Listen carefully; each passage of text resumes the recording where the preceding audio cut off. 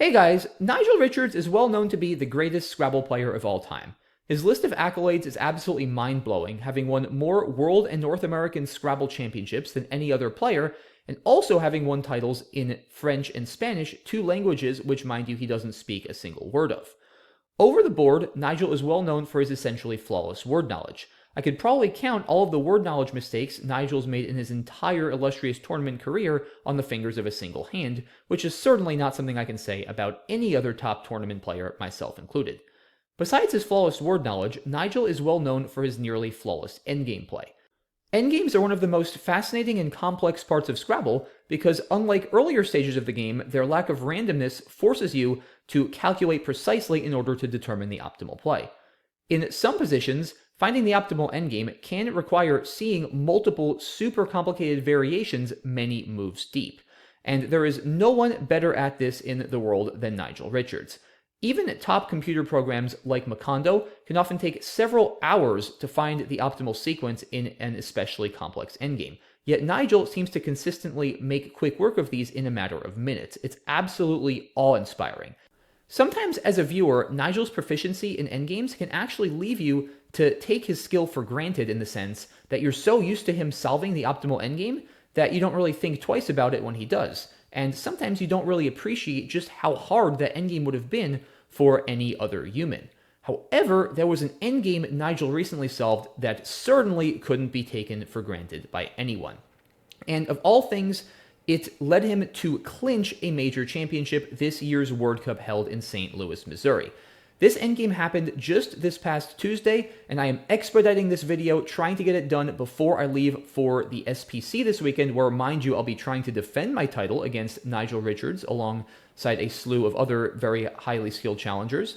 But in any case, this endgame was so absurd that I had to get a video on it before I left town and started driving to Baltimore. So here you go, guys. This is the absolutely insane endgame Nigel Richards just played, en route to clinching his World Cup title in 2025. This game you're about to see was played in round 28 of 31 of the World Cup held in St. Louis, Missouri. Nigel found himself, as often, at the top of the leaderboard, sitting 4 games ahead of his nearest challenger, and in fact, the only other person who could possibly catch him, longtime expert John Shreve. John would need to defeat Nigel 4 consecutive games by a significant margin, a task that would be seemingly impossible. And in this game, John opened with a clunky rack and started the game with Docks for 22 points. Nigel, of all things, bingoed through the X, not something you see too often, with Luxating jumping into an early lead of 70 to 22. A couple of turns later, John was able to get back into the game with his bingo of Marlite for 66 points. However, that was short-lived as Nigel immediately responded with Ramulos, his highest scoring option, big surprise, for 76. However, not to be outdone, John did respond with a nice 5-val bingo of his own, the 83-point Metanoia from the M, bringing him to within 5. Nigel would get down Fink for 46, staying firmly in command, especially after a nightmare draw of 2 Ds and 3 Rs for John, forcing him to play Prod for just 19 points, opening the right-hand side of the board. After Nigel's response of Kibiai for 33 points, John gets no help from the tile bag, pulling 0 vowels, and is forced to play Were for 22 points through the eye on the board. Unfortunately for John, Nigel draws into Leisure and prods for 83 points, making a comeback seem all but impossible. John does make a nice play here of Zinco for 57 to open the board more and stay within range of Nigel, but Nigel quickly shuts down that Z, hitting Oyez for 48 points. Note here that Nigel does have a higher scoring play of Shay for 54, but he correctly passes up 6 points because the leave of EOTY after Shay is fairly mediocre, whereas the CH combo, especially paired with a nice E and T, is super strong, and he's going to bingo a lot more, and also just score much more in general on his next turn after Oyez. John draws well, pulling the second blank after Zinco, but unfortunately the J prevents him from bingoing, and he gets rid of it with Jag for 19 points. Nigel keeps the scoring pressure on with Vector to the R in Leisure for 38, and John does have a playable bingo here. It's a toughie. He can play Enskyed with a blank K, either with Gulpy for 81 or with L and D for 75. He doesn't see this, and he ends up playing Day for 30 instead. In John's defense, it's a very difficult word to see and be sure of, and even if he had found it, he almost certainly would have still lost the game. Nigel responded with Aqua for 33, a nice insertion play getting rid of his pesky Q, and John did manage to bingo here with Unfasten, scoring 74 points. He did have the tricky Manifest with 3 overlaps, which would have scored a bit more. It wouldn't have affected the outcome of the game. And in any case, he plays Unfasten for 74, and unfortunately for John, he draws the V out of the bag, a tile that is notoriously difficult to play in endgames because it doesn't make any valid 2-letter words. It's worth mentioning that there is essentially no motivation for Nigel to expend a lot of mental energy on this endgame, because literally anything he does, including an accidental phony, will win him the game easily, holding a 65-point lead in this position. Moreover, it doesn't actually matter how many points Nigel wins this game by, because he is up 4 with 4 to go in the standings. All he needs to do is make sure that John doesn't beat him 4 times in a row. If he wins this game, whether it's by 3 or 300, he wins the tournament. So all he needs to do is play something very basic like Heater over here for 31 points, and let John go out with Vow to the Owl already on the board, and Nigel will win by about 80 points and become the World Cup champion. Easy, right? Well, Nigel decided that being Nigel Richards, being the greatest Scrabble player of all time, that wasn't good enough for him. He wanted to win this tournament in style, not with a boring play like Heater for 31 points. And that is exactly what Nigel Richards did. The first thing to note here is, yes, John is threatening to go out with Vow, as I just mentioned, but that is John's only spot for the V. Remember, like I said, the V doesn't make any valid 2-letter words, so it's notoriously difficult to play off as a single tile in endgames. And so if Nigel stops John from going out with Vow, then John is going to be V-stuck and powerless to do anything other than pass his turns and watch Nigel play. So, with that in mind, Nigel decides to block Vow. However, he needs to be methodical about how he does it. Since John is going to have to keep passing his turn over and over, Nigel normally would want to just play a single tile so that he could milk as much value out of each individual tile as he can. Something like Hate through this A would successfully block John from going out, but Nigel would rather not use 3 of his tiles on a single play. It's going to be much more efficient for him in terms of accruing points if he can use just 1 at a time. So to that end, he'd like to play something like O for 6 points. The problem, though, is that this actually doesn't successfully block, because while it blocks Vow, it now allows John to go out with Ave through the A and the E. So that is certainly not going to work. Another idea for Nigel is to play Row for 6 points. This isn't going to work either because Vrow, V-R-O-W, is a word. So instead, Nigel could maybe play Toe for 6 or How for 9. These do indeed both stick John with the V. However, they're not optimal. Why? Well, you're just going to have to wait and see. Because Nigel in this position played R for 9 points. Again, a seemingly inefficient looking play using 2 tiles when he could indeed just use 1 and successfully stop John from playing off his V. So, what is Nigel doing?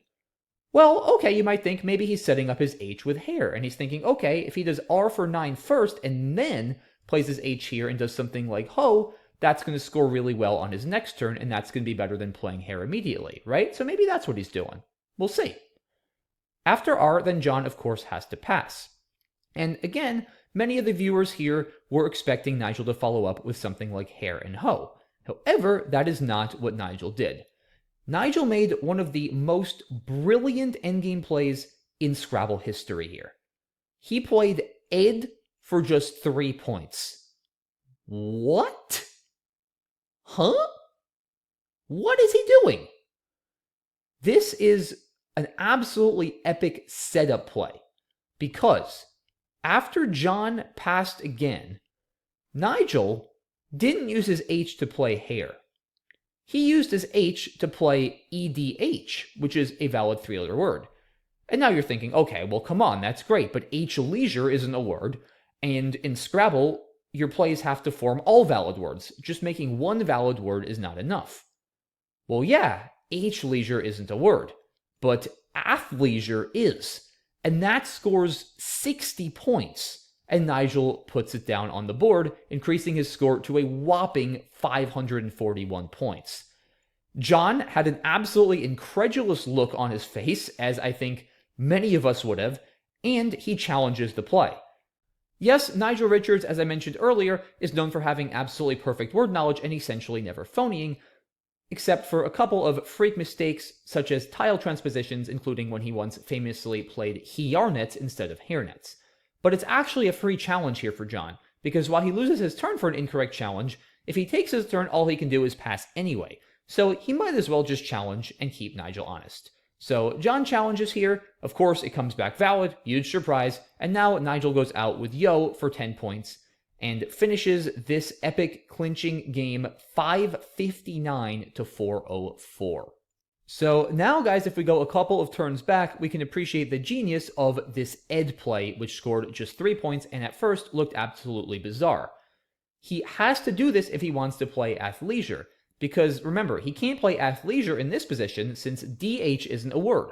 So he has to do something that makes it such that the horizontal word is valid, and the only way to do that is to play ed setting up EDH.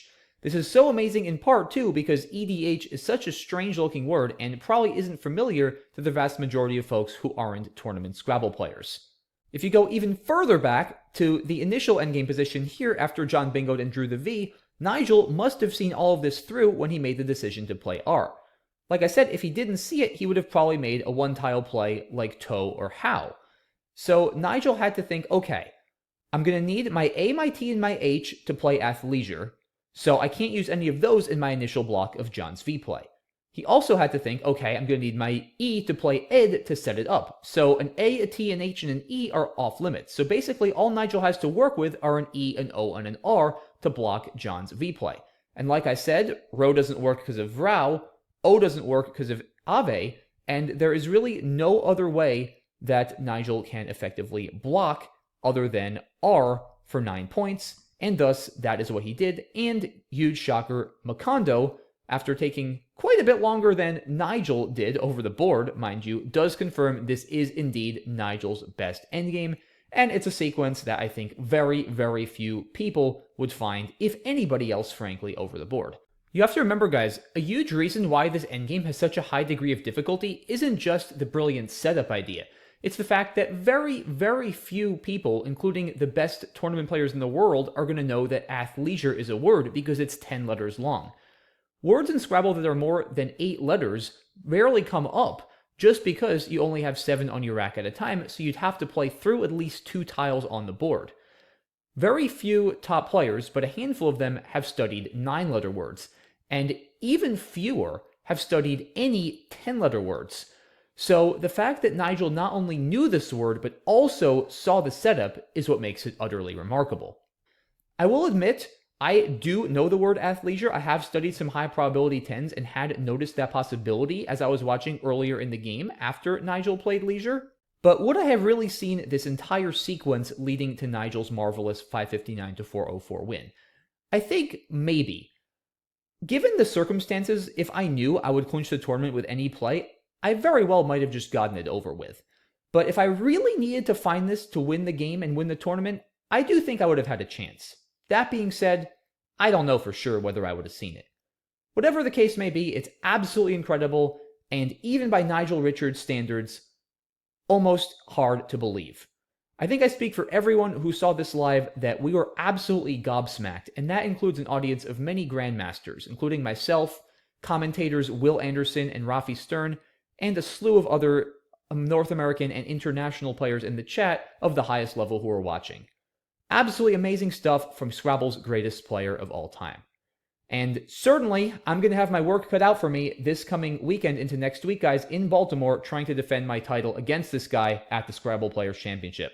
But I'm feeling good, I'm feeling ready, I'm going to need to be on my game, and maybe I can even pull something like this off myself. We'll see, but I'm super excited. Once again, please make sure you tune in next week and watch the SPC coming live to you from Baltimore. It should be a blast. I hope to have some games against Nigel. I'm really, really looking forward to that. Hope you guys enjoyed this video. Let me know what you think of this endgame in the comment section. Is this Nigel Richards' most impressive endgame of all time? If it isn't, it's certainly up there. Thanks again for watching, guys. Really appreciate your support. Have a great rest of your day, and I will see you all soon, hopefully next week during the Nationals coverage. Bye-bye.